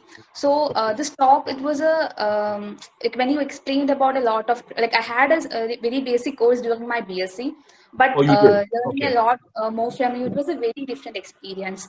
So, I just Okay. have to ask you one thing. It's not very technical, but being an MSc student who's just entering into your second year in the next year, what should I do to improve my level of thinking? Like what I mean is, as you discussed about this artificial intelligence, when I get the problem, now I also have the tendency to ask it to ChatGPT or some other AI tool in the beginning. Oh, that's bad. That's bad. You should do that. Yeah, but later I realized it's actually decreasing my level of thinking. So Absolutely. now I stopped that. But more than that, what should I do extra apart from my curriculum? I mean, reading something else. So actually, what should I do to improve my level of thinking? First That and would help foremost, me better. what is your interest? Are you interested in doing more mathematics after your MSc? Yes, sir. I want to do more mathematics. You want to do more mathematics. Do you have a particular area of interest or areas of interest? I still haven't figured it out, but during my Okay. first semester, I really enjoyed doing the courses in analysis and all. Okay. I mean, whatever your areas of interest are, you should first focus on doing more of those because that will come naturally to you. Now, you said analysis. Let's say it is analysis. What you should probably do is one, go to your teachers and ask them to give you some references. Tell them what your interests are more specifically. Or if you don't have something very specific, you can just ask them for general references, which means that you are asking them for some guidance towards reading some classical textbooks.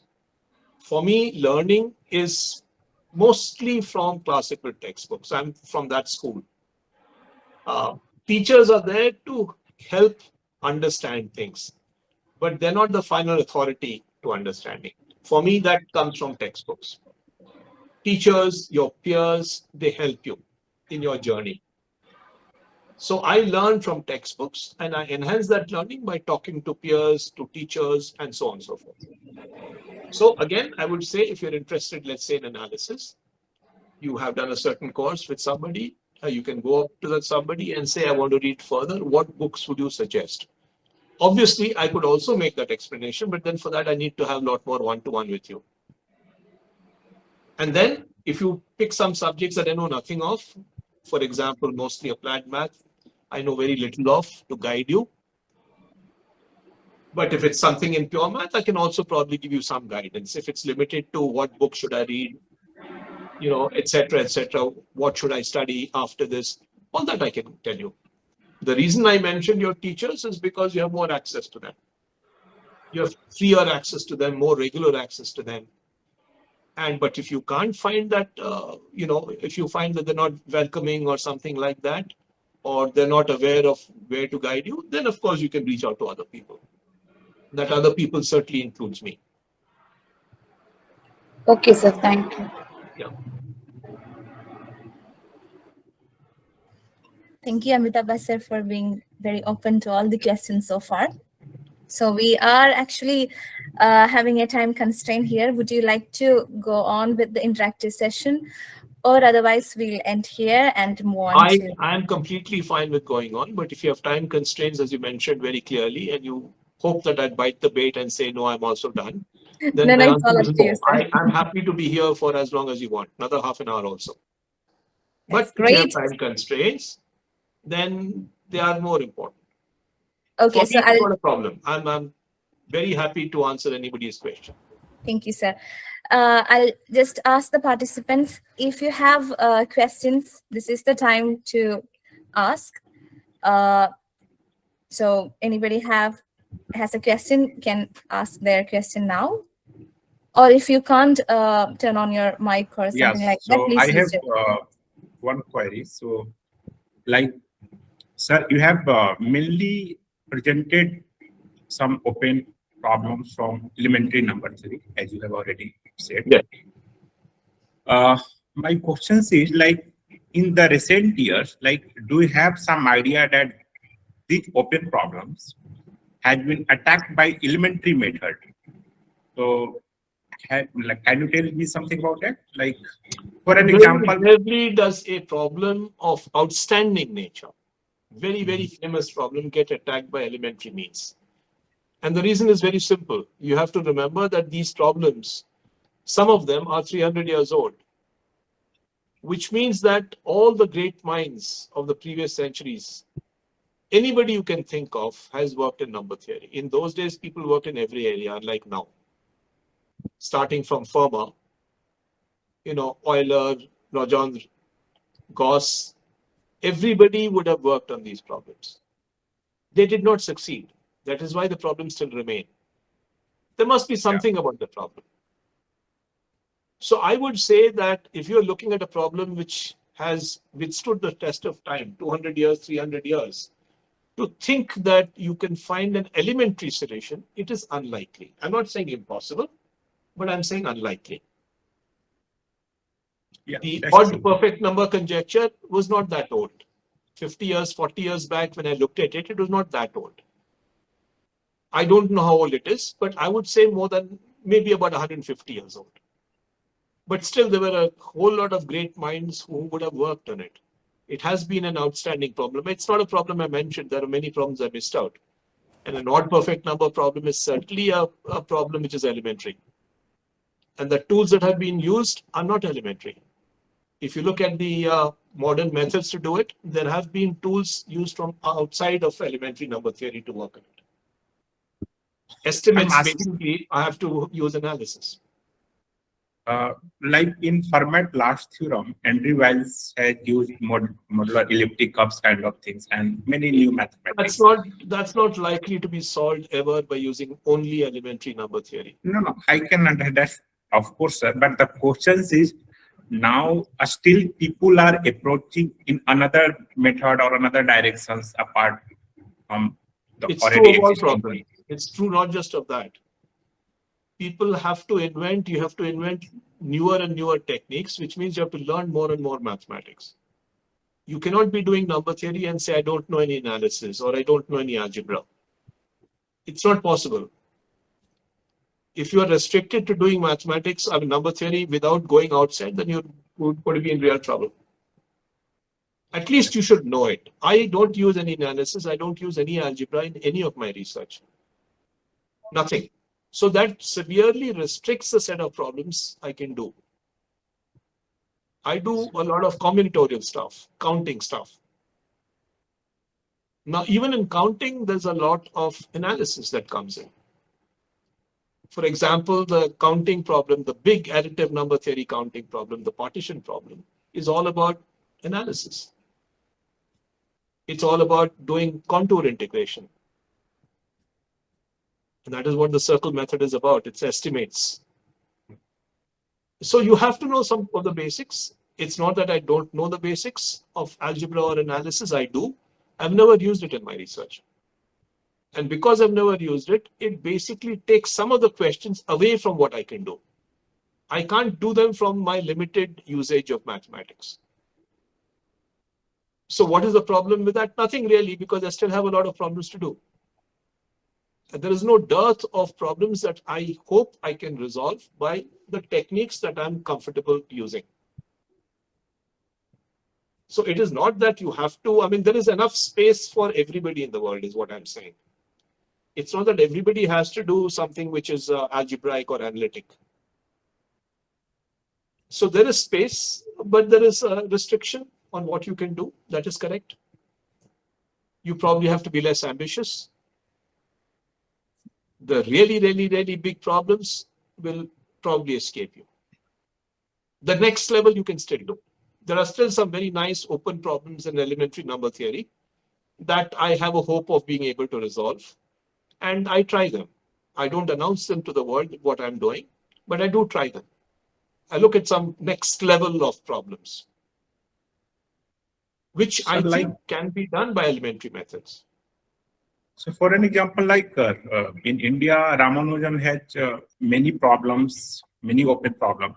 So do you think that Indian mathematician is going to attempt those problems? Like, what about the Indian number theorists for attempting Ramanujan kind of things? So actually, one of my teachers in college told me that it's a pity that we don't teach number theory in the school level, because our brains are very fertile to doing elementary number theory. Everybody starts by playing cricket with a tennis ball.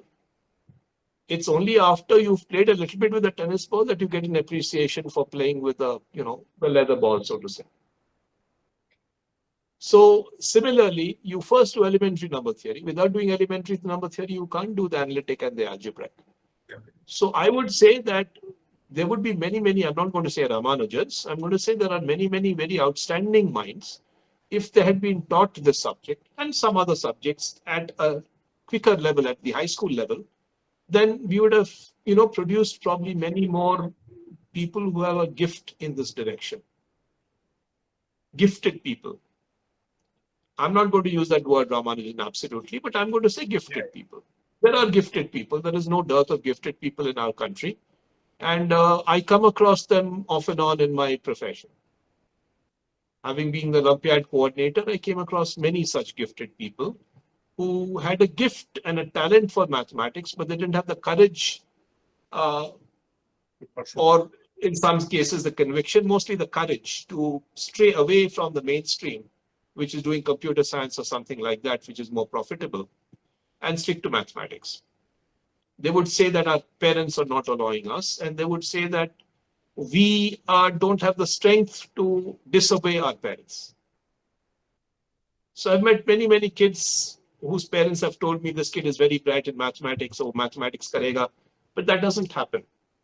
It is very rare that somebody actually continues doing mathematics. Very rare. Most of them then go into computer science or something else. They are quote unquote very good in mathematics at the class 11, 12 level. I take that with a pinch of salt because I'm not very happy putting on a tag of good. I'm a little limited in that usage, little miserly. But at least the interest should be there, and that interest is there, but that's wasted. But it's redeeming to know that the odd person, I just mentored some guy for 2 years. He was probably the most gifted high school student I've ever met in my life. He was already doing a lot of ring theory in his class 11 and 12. And so I invited him to sit in my class and attend my group theory, ring theory, and field theory lectures with the 3rd, 4th year IIT Delhi students. And he was easily far better than all of them. So I would say there must be Olympiad awardee kind of things. He was not interested in Olympiad. He was not interested in problem solving at all. So when I had to write him a recommendation, I told him that if you were also good at this, I could write you a recommendation that would cover that aspect. And I told him repeatedly, but he didn't bite the bait. So he said I would just learn some basics. He also knew quite a bit of analysis, because I grilled him for about 15 hours online before I agreed to write him a recommendation, and he did quite well. So he's in Caltech now, and Caltech is possibly the most challenging program in undergraduate mathematics in the US. So I'm happy he went to Caltech. And he may want to go to Princeton or Harvard for his PhD, but for now he's good. So that is a success story, but that's a very rare person.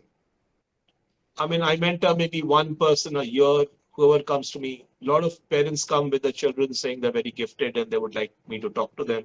And I do. And I find that either their level of commitment goes down, or they are led astray because of their peer pressure and whatever. Plus also mathematics becomes tougher as we get older. School mathematics already at class 11, 12 is not easy. It is not easy. And when you get into college mathematics, there is a sizable jump. And it's difficult to keep pace. And we all know, after bachelor's, you do a master's becomes even harder. And so on and so forth. The gradation is very steep in mathematics. The learning is very steep. And by and large, the only people who remain are the ones who are fairly good at the level before that. So you're only competing with the best of the previous level. So it makes the competition that much stiffer. That much stiffer. It's not easy. I remember my supervisor telling me when I talked to him about his days at Trinity College, Cambridge. And I asked him what is his biggest disappointment in life. And he told me that when he realized he was not good enough to get a job as a faculty at Cambridge, because he was 21 when he went to his PhD with Davenport. And at 24, he had finished his PhD. And so he had ambitions of doing well. And he had two seniors who also did the PhD with Davenport who were outstanding students. One of them got the Fields Medal. It's called Alan Baker.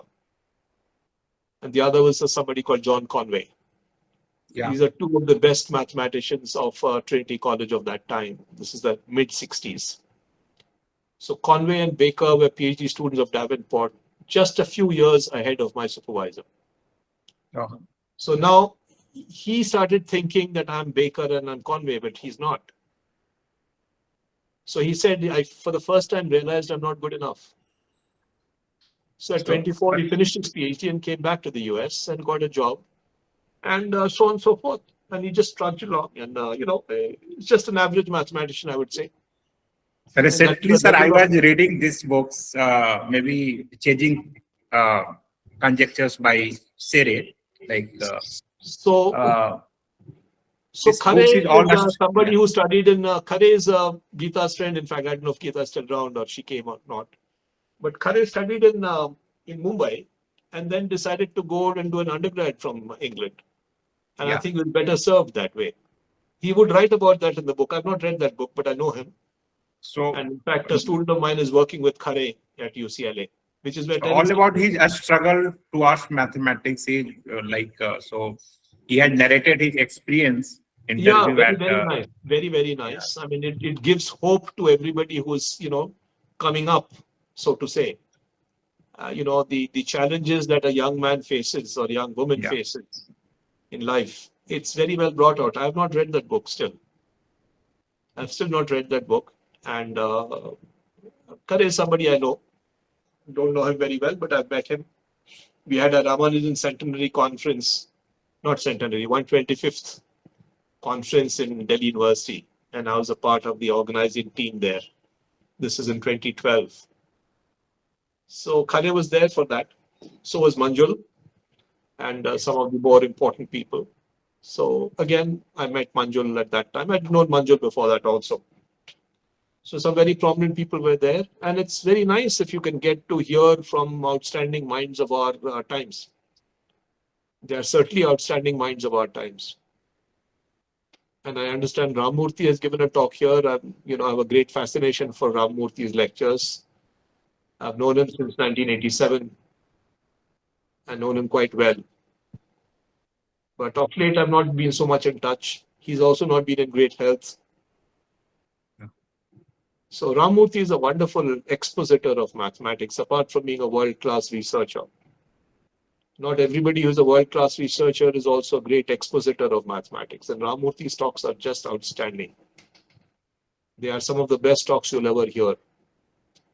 Manjul is also very clear, but Manjul talks less to the audience, is more technical, harder to understand. Very well prepared. I've heard Manjul's talks. Very well prepared, but a little harder, a little more technical. I don't know how well he talks to the general public, which Ram can do very well. Ram is just outstanding. Anyway, we are going Anybody else has a question? Otherwise, we just and maybe I should Good look evening, at sir. Hi, sir. Hi. So sorry to interrupt you. I think it's really time for us to wind up our webinar. And since this is a national webinar, very happy to see different participants from different parts of India, especially, and for giving us such a wonderful time. We really thank you. To give a more formal vote of thanks, I'd like to welcome Ms. Ardra A.N., who's an active member of Maths Aspirants. She's a research fellow at University of Hyderabad. Hi, Ardra, are you there? Hi, yes. Are you audible? It's audible and we can see you. Please continue. Okay. Thank you. Good evening, all. It's a great honor for me to have this opportunity to propose a vote of thanks for today's talk on behalf of the Maths Aspirants. First of all, I would like to express our sincere gratitude to Professor Amitabha Tripathi for the wonderful and inspiring talk on solved and unsolved problems in number theory. His enthusiasm and passion for mathematics, especially for number theory, were clearly reflected in the way he spoke. It was wonderful how he began the talk by highlighting the beauty of pi, which was especially meaningful on the occasion of Pi Day. He then took us through several solved and unsolved problems, making the session both insightful and inspiring for all maths enthusiasts. Thank you, sir. Then I would like to thank Professor Kumar sir for the excellent introduction of our speaker and for constant support to Maths Aspirants. Thank you, sir. Also, our heartfelt thanks to Professor Janaki Ghosh, President of Maths Teachers Association India, for their support to this program. Thank you, ma'am. I would also like to sincerely thank our energetic host, Ms. Ajina, for the excellent anchoring and for ensuring that the session ran so smoothly. My special thanks goes to Dr. Vinod Kumar sir, the founder of the Maths Aspirants Group, whose vision has brought us all together through his initiatives like webinars and academics discussion. He continuously guides us, helping us connect with other research scholars and pursue our dream of a career in mathematics. Thank you, sir. Also, I would like to extend my thanks to Dr. Bijumon sir for providing all the technical support to run this session without any difficulties. A special note of appreciation goes to Ms. Arjuna and Ms. Unnati for the creative promo video that helped in bringing more attention to this event. Along with this, I would like to extend our gratitude to media, Madhrubhumi and Campus Sign for publicizing this event. My sincere thanks also go to the rest of the organizing team for ensuring the smooth execution of today's program. Finally, I would like to thank all the participants for your enthusiasm and active participation, which made this event even more meaningful. Thank you all once again. Thank you so much, Ardra, for such a wonderful vote of thanks. And here we are officially winding up with everyone's permission. Our webinar has finished. Thank you.